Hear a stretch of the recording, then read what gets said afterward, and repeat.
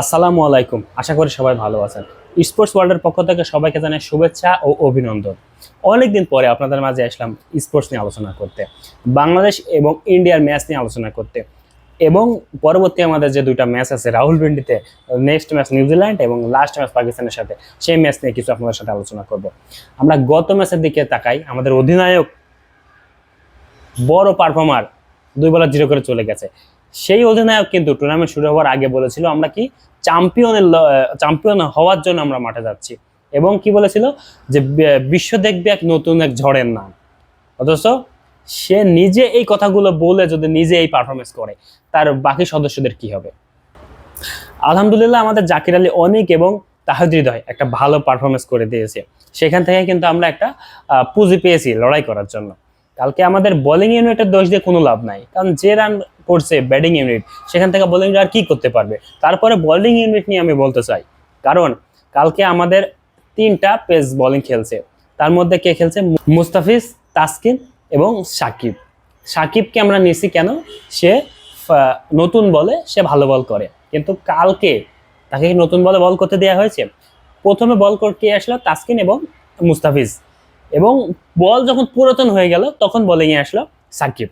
তো সাকিবকে আমরা নিয়েছি, তো সে নতুন বলে ভালো বল করে এবং সেজন্য তাকে নেওয়া হয়েছে। কারণ যেখানে আমাদের অপশন একটা ছিল, কে ছিল? নাহিদ রানা ছিল। নাহিদ রানাকে বাদ দিয়ে আমরা সাকিবকে নিয়েছি। সে নতুন বলে ভালো বল করে, এই জন্য সে নতুন বলে উইকেট নিতে পারে, কিন্তু তাকে নতুন বলে দেওয়া হয় না। এটা কি কার দোষ? সাকিবের দোষ না অধিনায়ক নাজমুল হাসান শান্তর দোষ? তাকে বল দেওয়া হয় নাই। দ্বিতীয়ত, আমাদের অটো চয়েস মুস্তাফিজুর রহমান, যে সব সময় মানে তার নামের বিচারেই দলে সুযোগ পেয়েছে। সে যখন প্রথমে আসছিল, সে মানে তার কাটার বিশ্ব উলটপালট করে দিয়েছিল বল করে, কিন্তু তার বোলিং এ কিন্তু বর্তমানে সেই ধাঁচটা নাই। সে লাস্টে যে বিপিএল খেলছে, বিপিএলে কিন্তু সে খুব যে ভালো বল করছে তা না, আইপিএল এ সে সুযোগ পায় নাই। সব মিলায়ে সেই তাকে আমরা কন্টিনিউ মানে নামের বিচারেই খেলাচ্ছি। অথচ আমাদের পাইপ লাইনে কিন্তু বর্তমান সময়ে সব থেকে বাংলাদেশের তরুণ এবং প্রতিভাবান, সব জায়গায় আলোড়ন সৃষ্টিকারী নাহিদ রানা বোলিং আছে, তাকে আমরা কালকে খেলানো হয় নাই। এবং নাহিদ রানা বর্তমানে কিন্তু খুব একটা আন্তর্জাতিক ম্যাচ খেলি নাই, এবং অন্যান্য দলের প্লেয়াররাও কিন্তু তার বোলিং সম্পর্কে হয়তোবা আইডিয়া তো অবশ্যই নিছে 100%, কারণ বিশ্লেষণ করছে, কিন্তু সেইভাবে কিন্তু ফেস করি নাই কি বল কেমন হবে। তো তাকে আমরা, সে একটা তরুণ সম্ভাবনায় ভালো বল করছে, তাকে আমরা ম্যাচে কালকে খেলাই নাই। এটা একটা আমি মনে করি প্রথম ভুল। সেটা ম্যানেজমেন্ট ভুল করুক আর হচ্ছে অধিনায়ক ভুল করুক, যাই হোক ভুল করছে। দ্বিতীয়ত ভুল করছে আমাদের বাম হাতে কোনো বোলিং কালকে স্পিন বোলিং ছিল না। আমাদের যে সাকিব একটা সময় ছিল, সাকিবের যে অভাবটা, সেটা কিন্তু আমরা গতকালকের ম্যাচে হারে হারে টের পেয়েছি।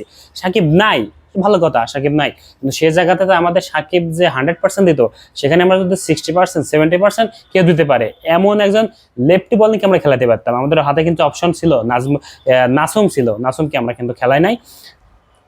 এখন সেটা ম্যানেজমেন্ট ডিসিশন হোক কিংবা অধিনায়ক ডিসিশন হোক, এটা হচ্ছে এই 2টা পয়েন্ট ছিল সব থেকে বড় ভুল। এবং বোলিং ইউনিটকে 2টা ভুল থাকার ক্ষেত্রে আপনি বোলিং ইউনিটকে দোষ দিতে পারবেন না, কারণ ব্যাটিং ইউনিট কিন্তু প্রচুর পরিমাণে রান বোর্ডে সংগ্রহ করতে পারি নাই। এখন আমরা কথা বলতে চাই পরবর্তী 2টা ম্যাচ নিয়ে। আমরা দেখছি প্রথম ম্যাচে মাহমুদুল্লাহকে খেলানো হয় নাই। মাহমুদুল্লাহ কেন হয় নাই? মাহমুদুল্লাহ সম্পূর্ণ ফিট ছিল না। আমরা নিউজ পেয়েছি সম্পূর্ণ ফিট ছিল না, এই ধরনের খেলানো হয় নাই। ভালো কথা, মাহমুদুল্লাহ জায়গাতে যাকে খেলানো হয়েছে জাকির আলী অনেক অথবা তাহিদ হৃদয়, যে কোনো একজন। মানে সে ব্যাক করলে যখন কি একজনকে বাদ করতে হবে। কিন্তু কাকতালীয় বিষয় হচ্ছে গত ম্যাচে তারা 2জনে কিন্তু ভালো পারফরমেন্স করেছে, এবং তাদের 2জনের রানের উপর ভিত্তি করে কিন্তু বাংলাদেশ এই পুঁজিটা পেয়েছে। এখন আপনি পরবর্তী ম্যাচে বাদ দিবেন কাকে বাদ দিবেন? কারণ মাহমুদুল্লাহ রিয়াদ ফিট হয়েছে, আমরা নিউজ পেয়েছি ফিট হয়েছে, এবং পরবর্তী ম্যাচে সে ব্যাক করবে। এখন কাকে বাদ দিবে? এখন যে 2জন রান করছে, সে কোনো এক জায়গাতেই মাহমুদুল্লাহ ঢুকতে পারে। এখন আপনি 2জনকে রান করার কারণে বাদ দেওয়ার অপশন নাই। এখন বাদ দেওয়ার অপশন একটাই, সেটা হচ্ছে হয় অধিনায়ক শান্তকে বাদ দিতে হবে, না হলে সৌম্য সরকারকে বাদ দিতে হবে।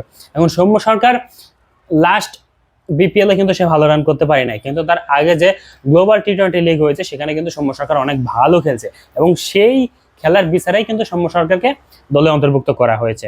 এখন সৌম্য সরকারকে আপনি বাদ দিতেও পারবেন না, আবার বাদ দিলেও সমালোচনা হবে না, কারণ আমাদের লিটন ছিল, লিটন কুমার কিন্তু লাস্ট বিপিএল এ কিন্তু সে প্রথম দিকে খারাপ খেললেও লাস্টের দিকে কিন্তু সে ধারাবাহিক ভালো খেলে গেছে। সেই সূত্রে আমি মনে করি সৌম্য সরকারকে বাদ দিয়ে লিটনকে দলে অন্তর্ভুক্ত করা উচিত, এবং অধিনায়ককে বাদ দিয়ে শান্তকে বাদ দিয়ে মাহমুদুল্লাহকে ইনক্লুড করা উচিত। এবং অধিনায়ক সে দায়িত্ব পালন করার জন্য ওখানে মিরাজ আছে, তাসকিন আছে, মাহমুদুল্লাহ আছে, যেই হোক হয়তো। এবং আর একটা সুখের নিউজ হচ্ছে, পরবর্তী যে দুইটা ম্যাচ হবে, দুইটা ম্যাচই কিন্তু পাকিস্তানের মাটিতে রাহুলপিন্ডিতে অনুষ্ঠিত হবে। বাংলাদেশ কিন্তু লাস্ট যে পাকিস্তানকে হোয়াইট ওয়াশ করছিল পাকিস্তানের মাটিতে দুইটা টেস্ট ম্যাচে, সেই টেস্টই কিন্তু হয়েছিল রাহুলপিন্ডিতে। সেই জন্য রাহুলপিন্ডির পিচটা অবশ্যই আমাদের জন্য বেটার, কারণ ওখানে আমাদের দুটো ভালো একটা সিরিজের অভিজ্ঞতা আছে। তো সব মিলে সামনের ম্যাচ দুইটা তো অবশ্যই জিততে হবে, কারণ যদি আমরা সেকেন্ড রাউন্ডে যেতে চাই, মানে সেমিফাইনালে যেতে চাই, তাহলে জয়ের কোনো বিকল্প নাই।